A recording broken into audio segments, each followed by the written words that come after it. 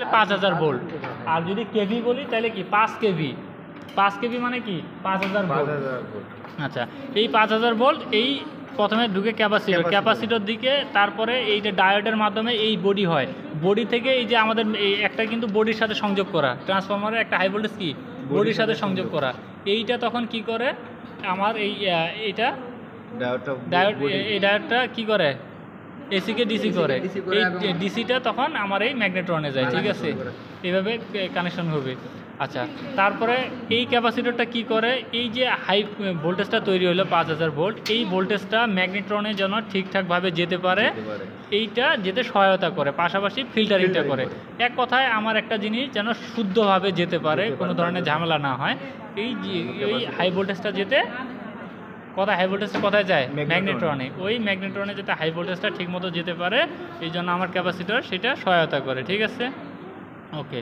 তারপরে আসলে কি কুলিং ফ্যান। কুলিং ফ্যান কি, এই যে পুরো সিস্টেমটা চলতেছে, যেহেতু এখানে একটা হিট হাই ফ্রিকোয়েন্সি তৈরি হতেছে, এখানে খাবারটা গরম হচ্ছে, আমাদের আসলে ট্রান্সফরমারটা চলতেছে হাই ভোল্টেজের ট্রান্সফরমার, এটা গরম হয়। ঠিক আছে, এই যাতে গরম হাওয়াটাকে ঠান্ডা করার জন্য কুলিং ফ্যান। কুলিং ফ্যানটা কি মোটর ছাড়া চলবে? চলবে না। তাহলে এই পাখাটাকে চলাইতে হলে একটা মোটর সংযোগ। এই মোটরটা কোনটা? এই পুরাটাই। ঠিক আছে, এই পুরাটা মোটরের সাথে মোটর কানেক্টর, আর এই মোটরের সাথে ফ্যানটা কানেকশন। ঠিক আছে, তাহলে এটা কুলিং মোটর, এটা কুলিং ফ্যান।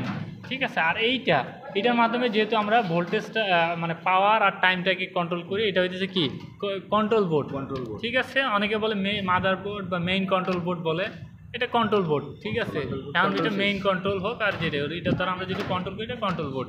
আর এখানে আছে কি একটা লাইট আছে, এটা ভিতরে খাবারটা আলো ভিতরে চেম্বারে আলো দেওয়ার জন্য এটা একটা ল্যাম্প আছে। এটা থার্মোস্ট্যাট, ওভারহিট থেকে থার্মোস্ট্যাটটা কি রক্ষা করে। এটা হইতেছে লো ভোল্টেজ ফিউজ। এটা যেমন ফিউজ, এটা যেমন 5000 ভোল্টেজের জন্য, আর এটা হচ্ছে 220 ভোল্টেজের জন্য। ভোল্টেজ যত বেশি কারেন্ট তত কম, এই জন্য এখানে দেখবেন ভিতরে অনেক চিকন। আর এটা একটু মোটা। ঠিক আছে, এটা হচ্ছে 220 ভোল্ট, প্রায় 4-5 অ্যাম্পিয়ারের জন্য, আর এটাতে 0.65 অ্যাম্পিয়ারের জন্য। এটা কথায় 5 অ্যাম্পিয়ার নিতেছে, আর এটা কথায় মাত্র 0.65 অ্যাম্পিয়ার নিতেছে। ঠিক আছে, আচ্ছা, আরেকটা যেটা করতে বলবে আপনাদের, হ্যাঁ আপনাদের আরেকটা যেটা করতে বলবে, এই কেবলটা ভালো আছে কিনা এটা টেস্ট করতে বলবে। ঠিক আছে, কিভাবে টেস্ট করবেন?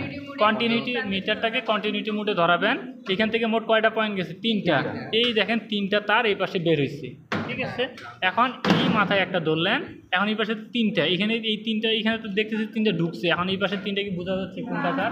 তাহলে এই পাশে একটা ধরবো, প্রথমে এটাতে ধরলাম বিপ দিল না, এটাতে ধরলাম বিপ দিল না, এটা তার এখানে আছে, এখানে ধরলাম বিপ দিল, তার মানে বুঝলাম এই পয়েন্টটা এইখানে, যেহেতু বিপ দিছে এই তারটা কি ভালো আছে। যদি 3টার একটাতেও বিপ না দিত তাহলে কি আমার কেবলটা নষ্ট হয়ে গেছে। এরকম প্রত্যেকটা পয়েন্ট আমাকে দেখাই দিতে হবে যে আমার প্রত্যেকটা লাইনে কি সংযোগ আছে। যদি একটা লাইন সংযোগ না পায় তাহলে এই কেবলটা আমার নষ্ট। তারপরে থার্মোস্ট্যাট কন্টিনিউটি মোডে এই পাশে দুই পাশে ধরবো, তাহলে কি হবে?